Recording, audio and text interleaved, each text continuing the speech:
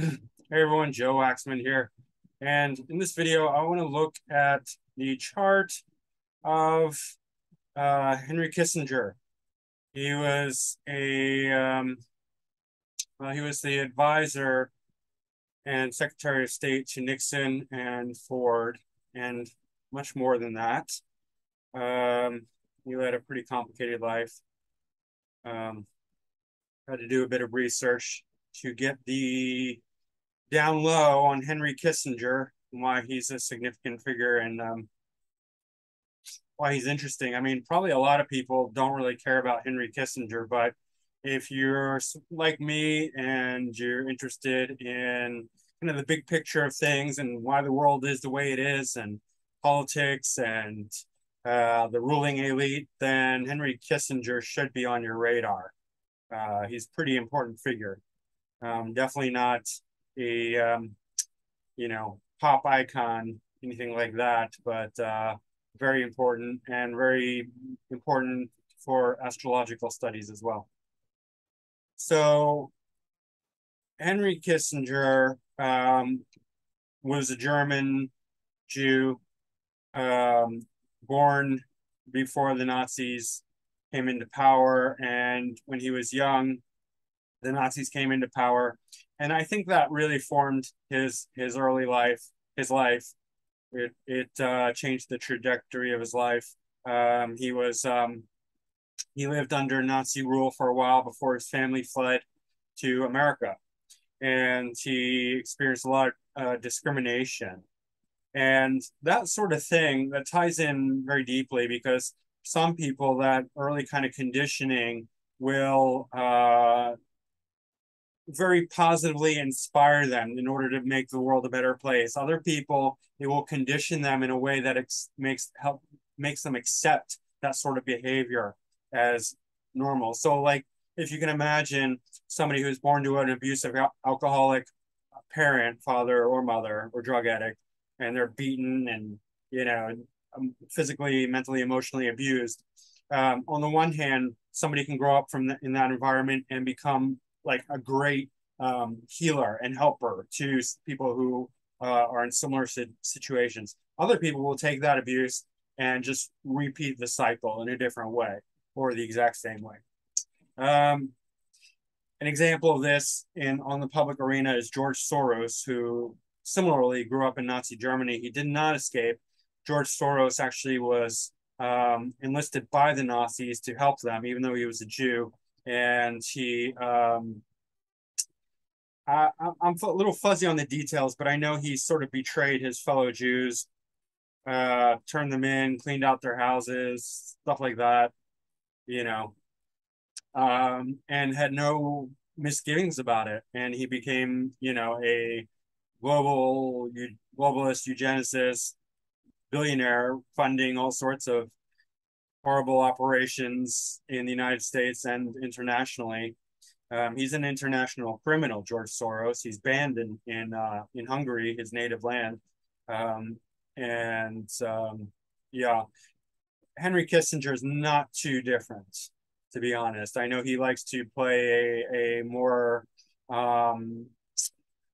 favorable appearance, as a politician. Um, but he's involved in some pretty heinous stuff, which I'll get to. So that's just an introduction. He's very intelligent, extremely intelligent. Moved to the United States with his family in New York. Graduated with honors, went to Harvard, studied, got his bachelor's, master's, and then PhD from Harvard in political science. So he's got his sun and Mercury in Gemini. Mercury obviously rules Gemini, and it's combust the sun retrograde in first whole sign house, but 12th quadrant, so behind the ascendant, obviously. You can see here. Mercury gains directional strength when it's in the first house, but it is considerably, there's quite a few degrees. Let's see. 15 degrees behind the ascendant, essentially. So it's a mix. It's hard to call it in the first house, but it does have influence on the ascendant. It's I'd say halfway in between the 12th house and first house.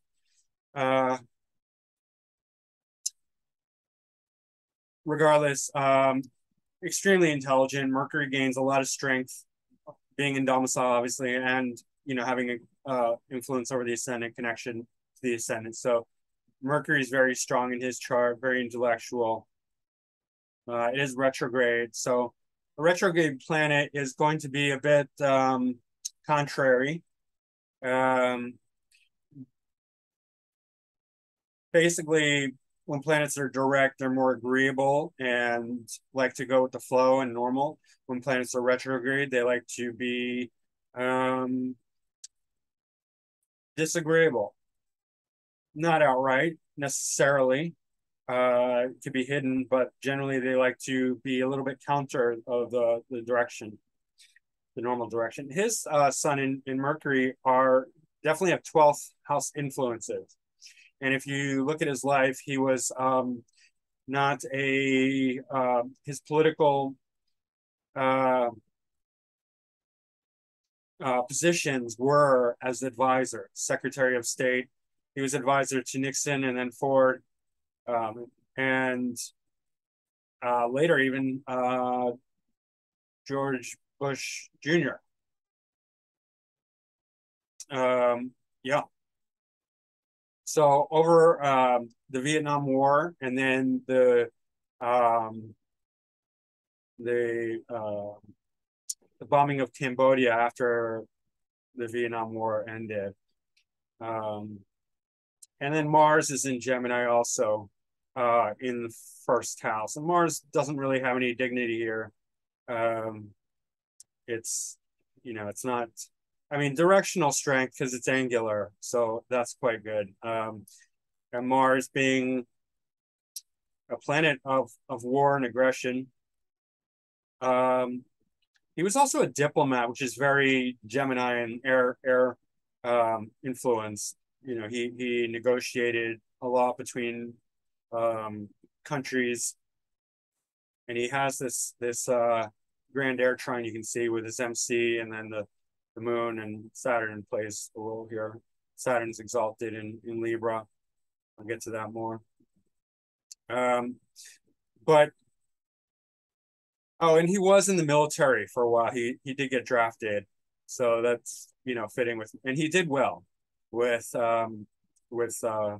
his Mars conjunct the ascendant in Gemini. But the Gemini definitely relates to, like I said, that ability to communicate. He wrote lots of books on politics and international politics and things of that nature.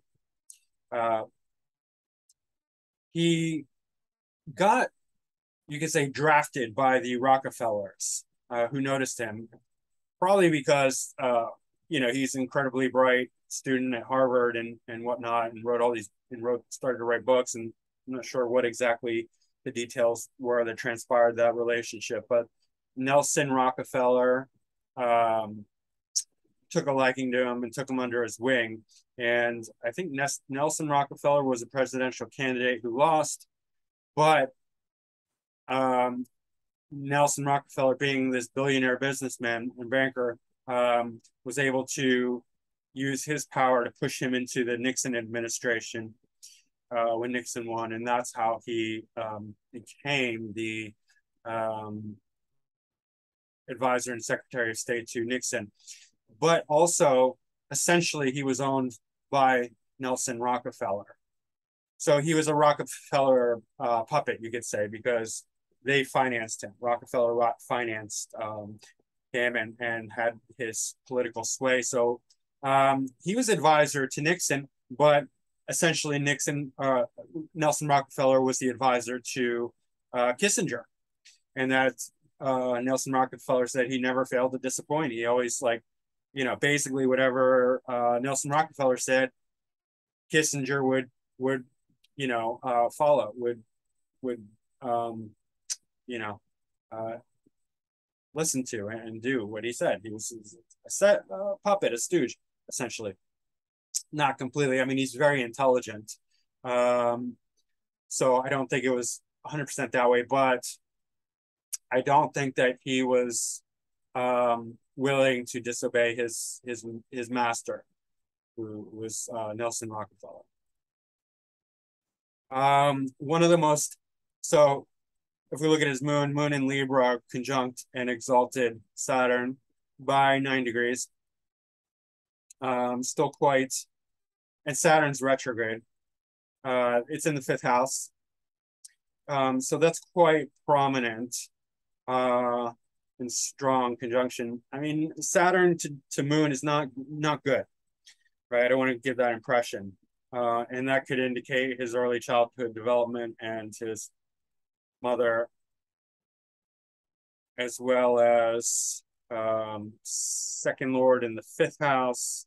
So I mean, 5th house is creative, entertaining, you know, probably helped a lot with his speaking ability and writing ability. And there's a trine to the ascendant. Exactly. Yeah, that's part of the grand trine here. Saturn is in very good dignity. It's exalted, but it's also retrograde. And retrograde Saturn has to do with not being, if Saturn represents the rules and the law and the structure and the authority, and Libra is very law-oriented, fair. The retrograde is going to make him counter, what's the right word? It's just not going to go, it's not going to go with the flow of things. He's not going to be, I don't want to say, I mean, a retrograde Saturn could be criminally minded.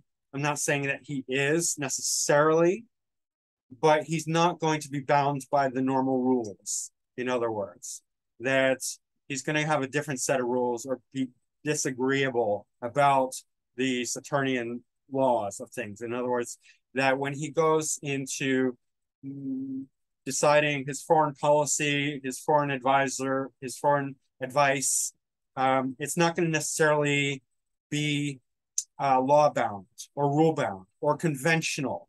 It's going to be unconventional, even though there is the element of being ruled by Libra in the sign of Libra. So there, you know, to him, it could be very fair and equal, but not necessarily in the way that normal people would consider, you know, following the rules of the law, right? And that's true. There was a lot of controversy around things he did. One example is, I'm going to share the Wikipedia page. The Kissinger report. This is one of the most famous things that really describes Henry Kissinger and what he was and what he was about. National Security Study Memorandum 200. This is basically a report on eugenics, how to reduce the population of third world countries. Literally. I mean, it talks about, you know, using IMF money to grant loans in exchange for sterility of these third world country populations.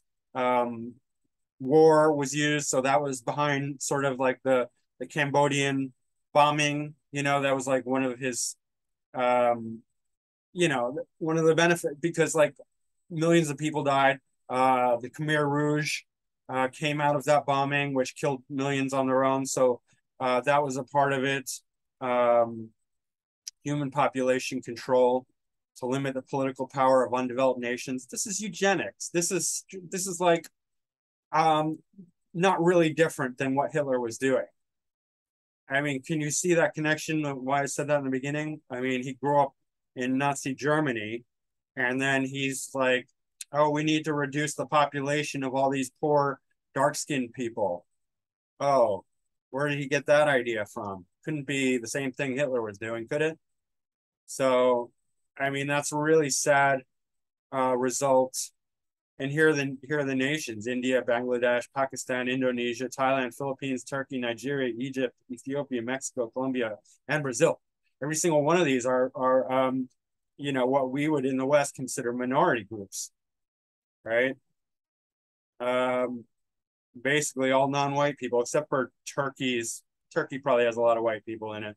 The rest are all brown, black, you know, and variations of that. Anyway, um, so when we look at his chart and we see the three planets that are retrograde, Mercury is not so consequential in here. It just means he's thinking in different ways.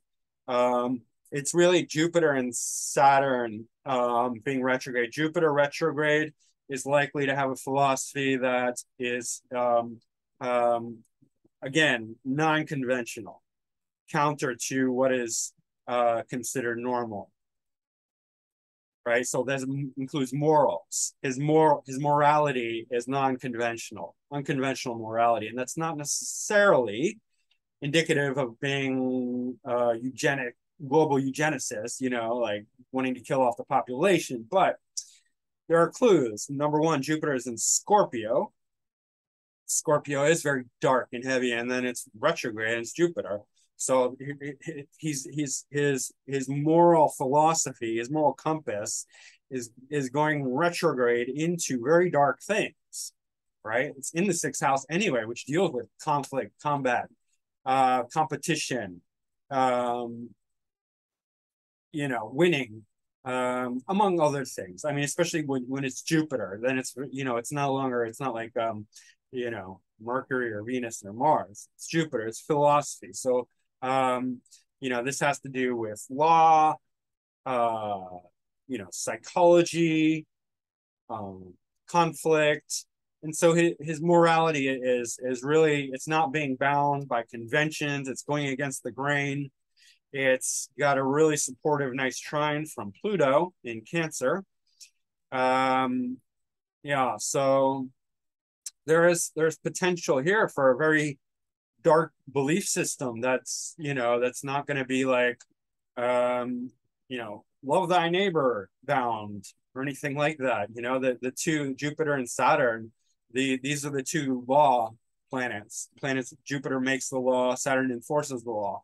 They're both retrograde. So like his sense of law and morality is backwards. It's just not, it's not going with the grain. So he's not following what we would consider normal, regular, healthy, you know, law and moral compass. He doesn't care about the Ten Commandments. You know, he's not going to be like, oh, I shouldn't kill thy neighbor. Maybe I should kill thy neighbor. Maybe I should kill all thy neighbors, 10 million of them or more. Right?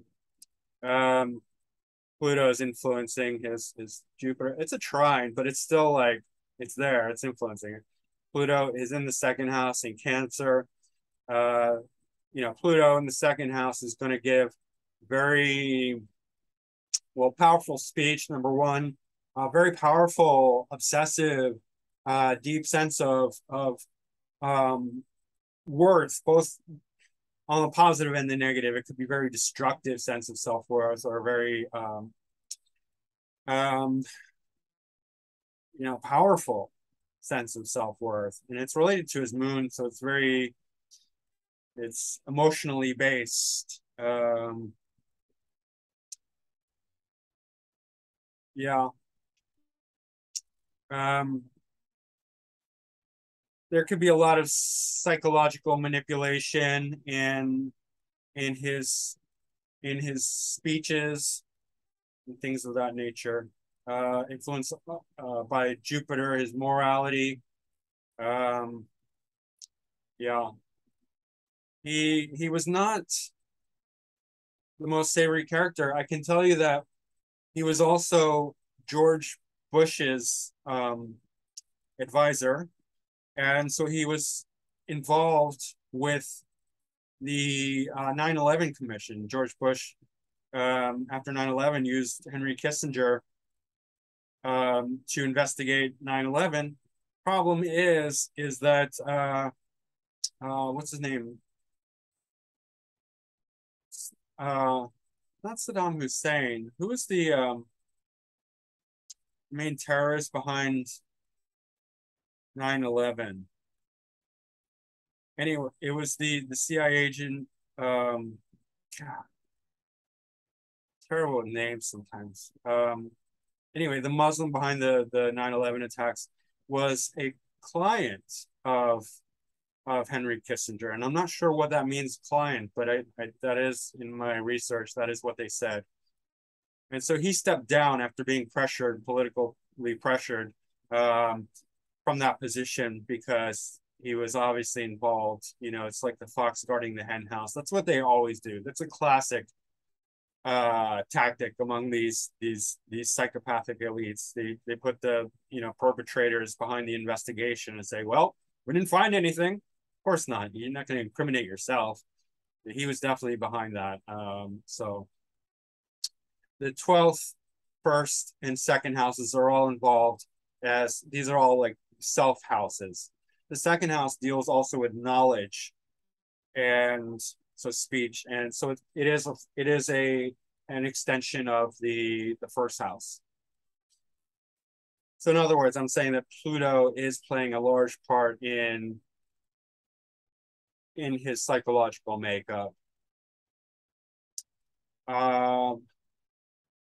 Neptune is conjuncting the IC by 4 degrees. And what's really interesting here is that it's not the 4th whole sign house, it's the 3rd whole sign house, but it is the IC. And the IC and 4th whole sign house both deal with not only home and childhood upbringing, but also politics, because they represent politics. They represent the homeland. So if you see strong 4th house significations, it can mean real estate, home, childhood, and also politics. So Neptune in the house or in the area of politics talks about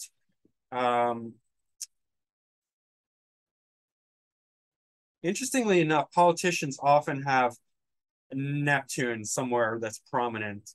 And that's not a good sign, because Neptune is the planet of creativity, fantasy, and delusion. So it's showing something that's very overly expansive and potentially hidden in regards to his relationship to politics, meaning secrecy, acting, lies, deceit, dishonesty. That's what I'm getting at. That in politics, he's playing a Neptunian role, which is very Neptunian fog, confusion, hidden things. It's in Leo, so the ruler is going into, well, the 12th house, which is also a secret and hidden house, but same first whole sign house. And the significance of the Sun and Mercury being in the 12th quadrant is that he did play an advisory role behind the scenes, 12th house, secrets, hidden. He's not like playing an upfront, Leo kind of, he wasn't the president. I mean, he couldn't have been the president. He wasn't born here, but he was behind the scenes, right? And then we get North Node conjunct the 4th whole sign house. So here's another indication of politics. Being the 4th house, the homeland. South Node exactly conjunct Uranus. And this is another testament to not only his brilliance, because Uranus is really a planet that is very idea-oriented, original, brilliant kind of thinking, but also Uranus does rule awareness, and it's called the Great Awakener, because it kind of expands the mind and takes the mind into world affairs. Uranus brings in the whole world, even beyond the world, but at least the whole world. It'll start thinking about the whole world, because it's very big minded, Uranus. So that's a huge part of why he's wanting to study politics, because he's thinking about the whole world with South Node conjunct Uranus. Remember, South Node is that part of us that we live during the first half of our life, we experience the South Node. And it also shows our natal inherent skills and talents. And it's almost like a window into something that we've already graduated from. So South Node conjunct the planet will show something that we're just like really, really familiar with, like already graduated, right? Something that we've completely mastered in a sense, depending on how close it is. This is exact to the degree, right? And that's one of the reasons why he's so brilliant. I mean, these first house planets, of course, this Mercury in domicile, conjunct the sun, conjunct the ascendant. Yeah. And I mean, Mercury combust really isn't that bad. I mean, it really isn't. A lot of times it works quite fine. Venus combust is much more of an issue. I have my Venus combust, so I can tell you about that another time. Yeah, this is like, he really is brilliant. And this is a very prominent position. It's, the highest point in the sky would be 22 degrees Pisces, because it's just, you square the ascendant, The MC is where the sun is at noon, so it's at the most intense. So you have this range. If you want to know, like, the range of area where its planets are at the most prominent, it would be between the square to the ascendant. So here's 22 degree Pisces and the degree of the MC. So all this range, any planets in this range would be extremely prominent for his career, for his public image, for his recognition. So he's recognized as being very Uranian, disposited by this retrograde Jupiter in Scorpio. So Uranian, brilliant, but with a non-conventional, deeply scorpionic morality, philosophy, right? So the underlying brilliance is questionable. Jupiter in Scorpio is diving into the deep, secret, hidden matters, occultism, psychology. It could even be astrology, but like secrets. It could be like spy things, espionage, sabotage, power and control, plutonic things, right? And it's heavily plutonic anyway because of this trine by 2 degrees. So there's something very, like manipulative, deeply manipulative about the way he's going about his foreign policy, trying to control. And he's openly talked about it. Like, he's like, well, we might need to do regime change in Iran, which is, if he wasn't so, if his moral compass was a little more, not so questionable, he would understand that that's like insanely criminal.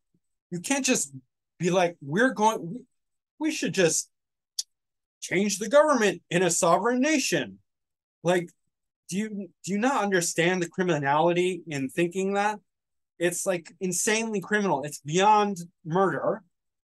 It's far beyond murder, because you have to inevitably kill lots of people in order to go into a foreign nation and change the government according to your wills. Well, think about it this way. Iran talks about openly destroying the United States, but let's just say they're like, and they have the power to do this. They're like, I think we should go to the United States and change the government and into a government that we like, of our choosing. Do you see how criminal that is? It's like one of the most insanely criminal things that anyone could ever think of. It's far worse than just murdering someone, which is crazy. We think like, oh, Ted Bundy, he's really bad. Jeffrey Dahmer, really bad. Yeah, they are. This is far worse, right? Far, far worse. this is psychopathy on a global scale, and we take it like we hear it differently. Like especially when you're an American and you think of American exceptionalism, like these people, they're just not connecting the dots. They're like, oh, well, we have the right and the power to, it's perfectly normal to go into foreign nations and change the government to governments that serve our interests. That's okay. There's nothing wrong with that. Like these complete disconnect that we have here in America. And that's why I'm getting excited about it, because like we just have all these people who are just like, they're not thinking, they're not using their brain. They think it's like okay to do that. And it's not okay. Like from a moral, ethical level, it's like one of the worst possible things you could do. I'm not saying there are not worse things. We are experiencing worse things, like changing the DNA of humanity. That's something that's happening now, and that is far worse. But on levels of, like we think like somebody rapes someone, that's horrible, right? I'm not making excuses. Someone rapes and murders someone, absolutely horrible. This is a billion times worse. Just straight up. Like you're talking about many, many, many lives that you're like killing kids, killing families, murdering people, like destroying whole nations, like what we did to Libya. Libya was a thriving nation. And then Hillary Clinton and Barack Obama came and instigated regime change. And now they're trading slaves. Now Libya is in complete ruin. They have an active slave trade. Okay. Did we help them at all? They were a thriving nation. Now they're a nation that is like beyond third world with an active slave trade. Like that's what we're talking about. And how many people died? How many people suffered? How many people's lives were ruined? And yeah, how many people were raped? And like you have a thriving nation, then you turn it into like this worst dystopian nightmare possible. You're talking about slavery, and rape would be an everyday affair. That would be the least of the problems. So I'm just trying to put it into context so you can understand where I'm coming from. This is insanely criminal. He's openly talking about regime change, right? Let's just go into Cambodia and bomb the crap out of it, under the pretext of we're anti-communist, and then we're opening the destroying the nation, destabilizing the nation. Then the Khmer Rouge can come in, which is a complete tyrannical killing machine, and they just kill millions of their own citizens. Rape is the least of it. They're raping people too, of course, right? So people get so excited about these tiny, not tiny. I don't want. It's just like, crime, massive crime, right? So, anyway, I think you get it. Man. Venus, obviously in good dignity. It's conjuncting. I mean, technically it is the 11th whole sign house, but it's the 12th house cusp. So, foreign diplomacy. I mean, 11th house would be definitely thinking about the whole world. It's the hopes, wishes, dreams, career success, also finance, wealth, ability to track money. 11th and second, both. Second house is resources. 11th house is the career success. So a lot of money from his career, and benefactor, financial benefactor, but also a foreign diplomacy, definitely, because if you're taking the 12th house influence, 12th house does have to do with foreign lands. And Venus is the ability to, well, it rules Libra, so like that's that trade, that equality, equanimity, that ability to broker peace or war, as the case may be at times. At least he's keeping up the facade of this great diplomat, which he was. He was known, he's extremely intelligent, and that Pluto second house is going to be very manipulative as well. So he's going to be able to have this very dignified Venus and appear very, peaceful, straightforward, upstanding, loving, kind man, and at the same time manipulate people. And um, he's going to play both sides, obviously. I'm not saying like he's, like these criminals, when they get to the high level, they appear so nice, so dignified, so respectful, that their crimes often just go unnoticed, right? But there are many. I'm not the only one. There's many people talking about Henry Kissinger as one of these, global elite Illuminati um, uh, psychopaths. I don't know how else to put it. Like these killers on a grand scale. They're not getting their hands dirty, but they sure are pulling strings from behind the scenes. Um, so yeah, I mean, super brilliant, obviously, but definitely not following the law, either the moral or actual law. Um, I heard the bombing in Cambodia was illegal. I don't know what the legality is of that. I guess international law, and it was Nixon who was president, but he was also a part of that. And then apparently also had a role in the Iraq War as well. And he said the only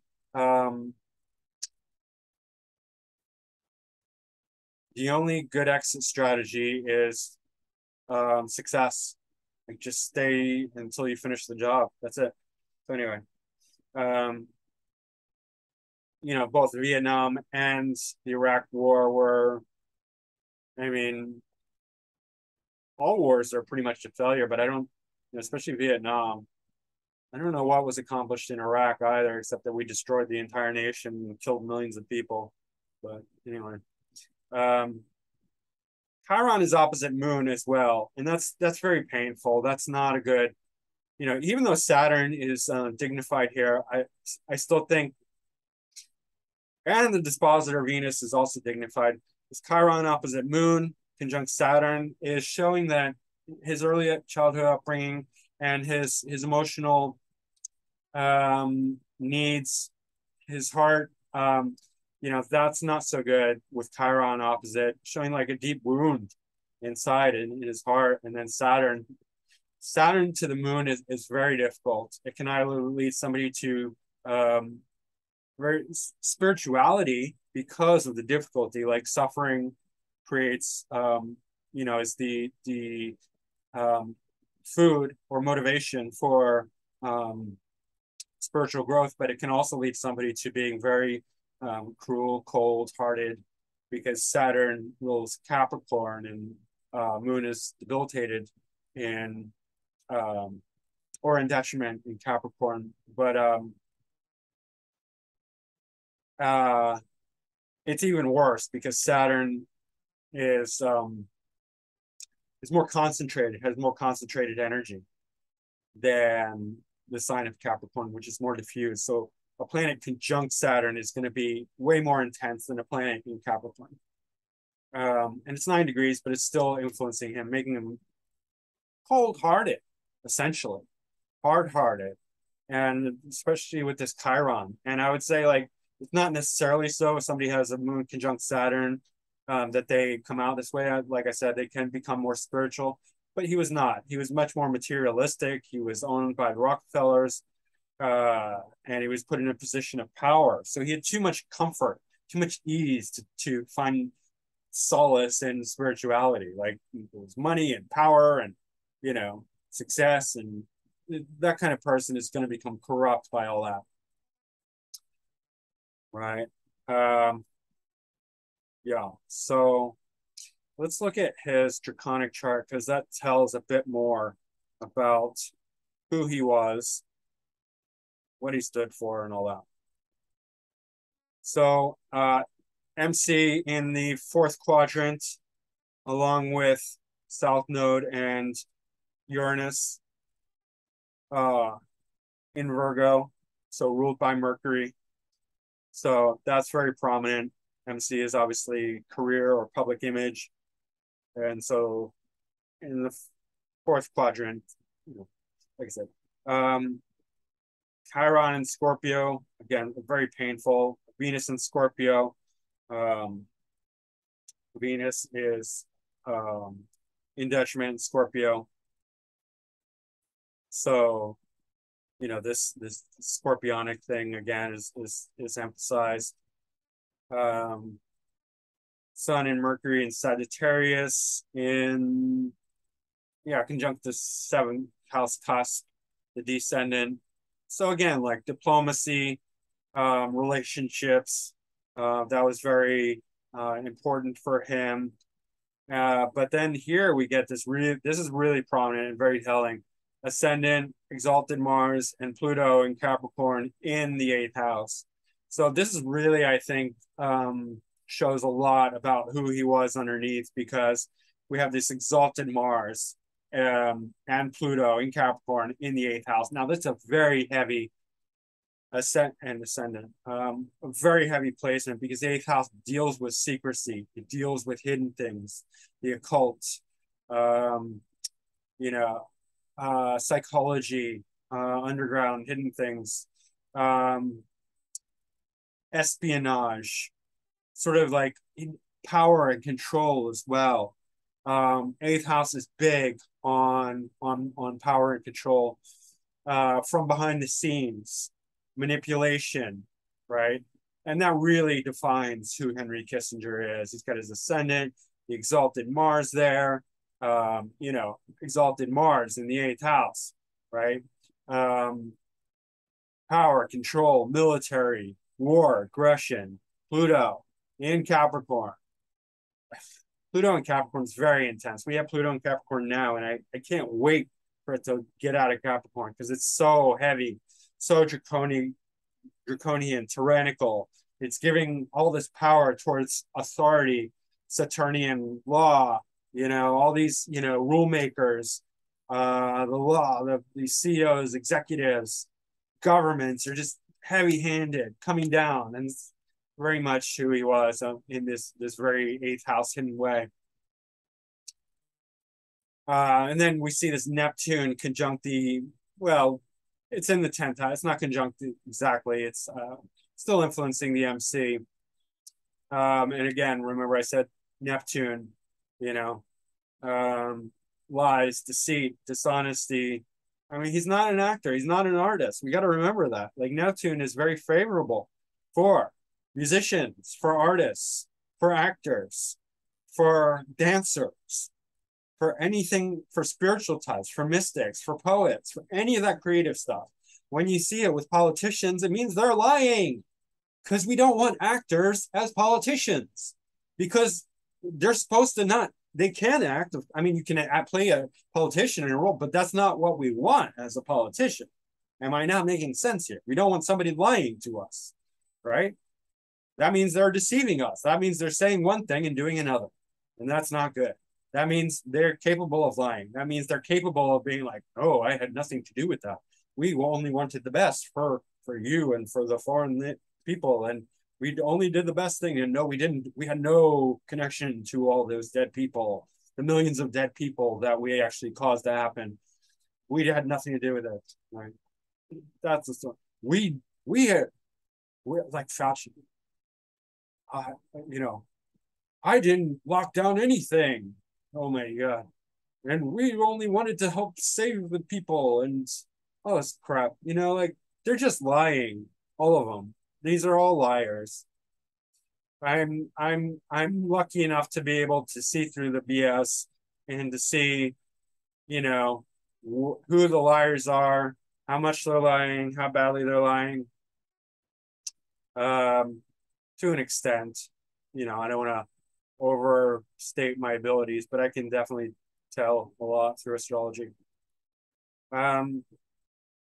Saturn is in Aries. Saturn is not in good dignity in Aries. Aries is too forceful for Saturn. Saturn's already hard. And so here we have, Saturn in Aries is like tyranny, dictatorship. because Saturn is that law, is that rule, and this is retrograde. So he's not going with the flow. He's going against the flow. He's going backwards. He's having, you know, this is like tyranny that doesn't that disregards the law. You know, it wants to rebel against the law. It's like, I'm making my own law. I'm being a tyrannical dictator, and you know, nothing you can do about it. Screw you. It's also hidden, so this is how he feels underneath. It's not going to show up on the surface. Moon is in Taurus here, still opposite Chiron and Scorpio, so that's not great. But Moon in Taurus conjunct Venus in Taurus, and so he is. There's a lot that he's, you know, gaining on especially with 11th house matters. So like career success. He's happy about his career success and the wealth that he gains from his career success, because this is a favorable combination, and it shows the condition of his internal needs and satisfaction. So he's Taurus loves money, of course. So the money and success of his career makes him very happy. And also that he loves 11th house matters, which are that Uranian, you know, has a lot to do with the Uranian associations of a community, but in the largest sense, in this case, meaning the world, the global community, working with the global community. That's that's what he loves, right? Jupiter in the 12th house. Again, foreign relations, foreign connection. Yeah. Jupiter is a teacher and a guru. So, Taurus is very practical. So practical guru about foreign relations. That's what he was. So this all makes a lot of sense and really fills out the picture of Henry Kissinger, who has been very influential. You know, obviously with the Nixon administration, Ford administration, and Bush administration, probably even beyond, probably even with Obama. I'm not sure. But anyway, super interesting, at least to me. Hope some of you found this interesting. And don't forget to hit like, subscribe, share, book a reading with me. Go to my website, macroastrology.com, or email me directly at macrogoalmachine@yahoo.com. Leave a message below if you want to say anything about anything, this video or anything else, whatever. And I will see you again soon. All right, thanks, bye.